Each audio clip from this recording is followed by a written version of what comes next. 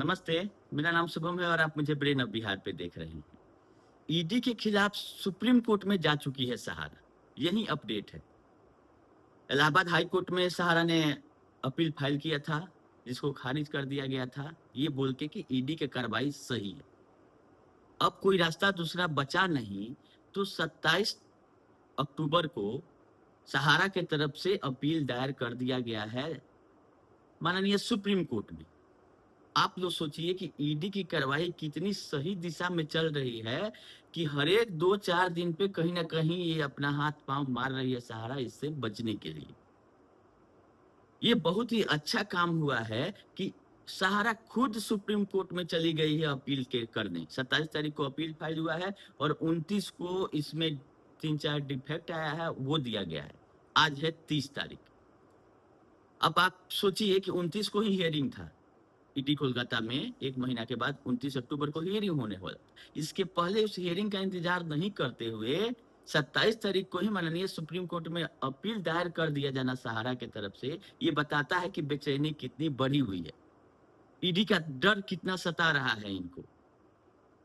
क्योंकि ईडी ने ही सबसे बड़े अमाउंट को अपने चार्जशीट में डाला है और डिक्लेयर किया है कि इतनी लाइबिलिटी मतलब 1,74,000 करोड़ की मूलधन की देनदारी सहारा की है 2024 तक।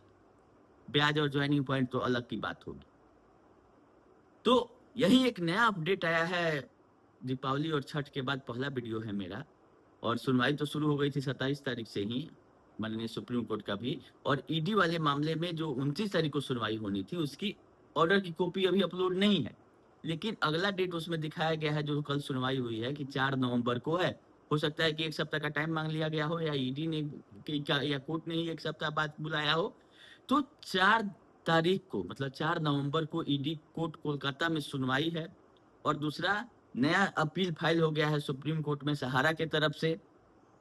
अब ये देखना बाकी है कि इतने बड़े अमाउंट के अगेंस्ट में जो सहारा गई है सुप्रीम कोर्ट में, तो सारा इसका जो भी पत्ता है वो खुलता है कि नहीं खुलता।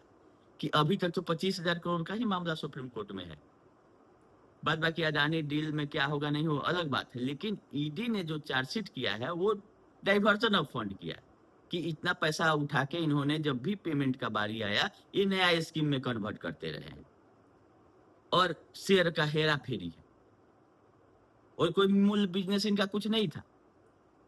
तो एक एक चीज को अपने चार्जशीट में ईडी ने रिपोर्ट किया है। अब जाके जब कार्रवाई की बारी आई है तो इधर उधर इस कोर्ट उस कोर्ट भटक रहा है सारा। उसी क्रम में अंतिम पायदान जो होता है माननीय सुप्रीम कोर्ट, यहाँ पे अपील दायर कर दिया गया है सहारा की तरफ से 27 अक्टूबर को, जिसकी सुनवाई 1 सप्ताह के अंदर हो जानी है। नया कोई भी केस होता है तो 1 आध सप्ताह में उसका लिस्टिंग हो जाता है।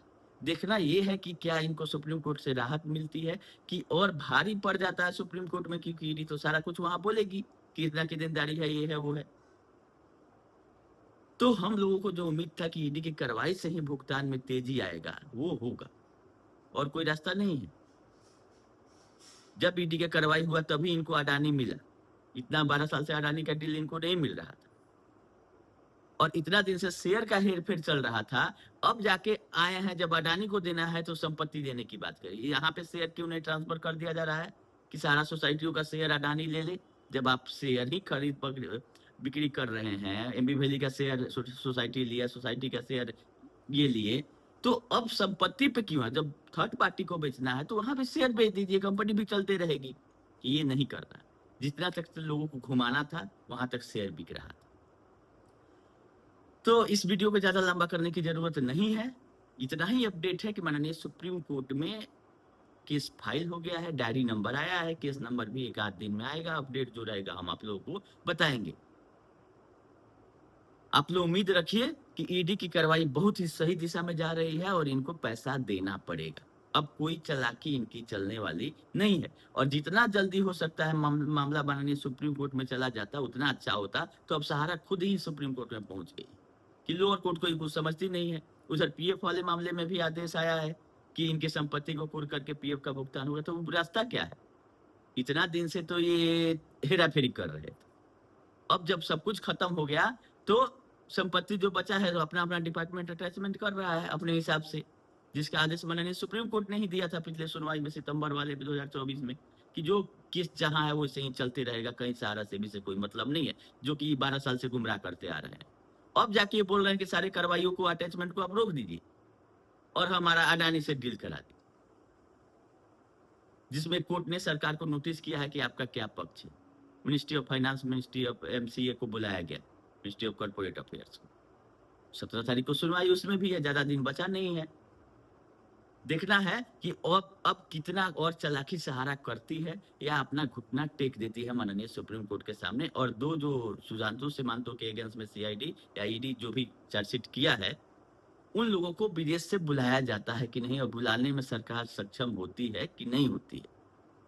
क्योंकि मामला में तो ओपी श्रीवास्तव और सपना राय, उनके दोनों बेटे सुब्रत राय सहारा के, यही मेन एक्यूज है और मेन कल्प्रिट भी यही है। इन्हीं के चलते ये सब चीज हो रहा है, जिससे लोग जमा करता है एजेंट परेशान।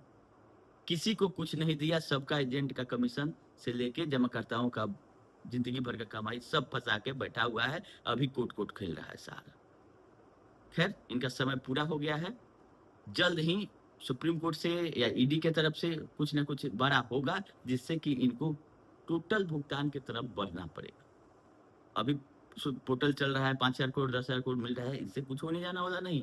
ये एक तरह से जमाकर्ताओं एजेंटों के लिए एक राहत भरी है कि कहीं कुछ नहीं मिल रहा था, वहां अप्लाई हो जा रहा है, तो एजेंट लोगों का जान बच जा रहा है, ये बोल के कि पोर्टल पे अप्लाई करवा दीजिए। जहाँ कुछ नहीं था वहां कुछ तो मिल रहा है। ये अच्छी बात है, डाटा जा रहा है और सारा का असलियत सामने आ गया कि इसके पास स्कैन किया हुआ फॉर्म और डाटा भी नहीं है, पैसा तो दूर की बात है। खैर, अभी के लिए इतना ही रखेंगे और जो भी इस ईडी वाले मामले में नया अपडेट रहेगा हम आपको समय समय पर करते रहेंगे। आप लोग इंतजार करिए।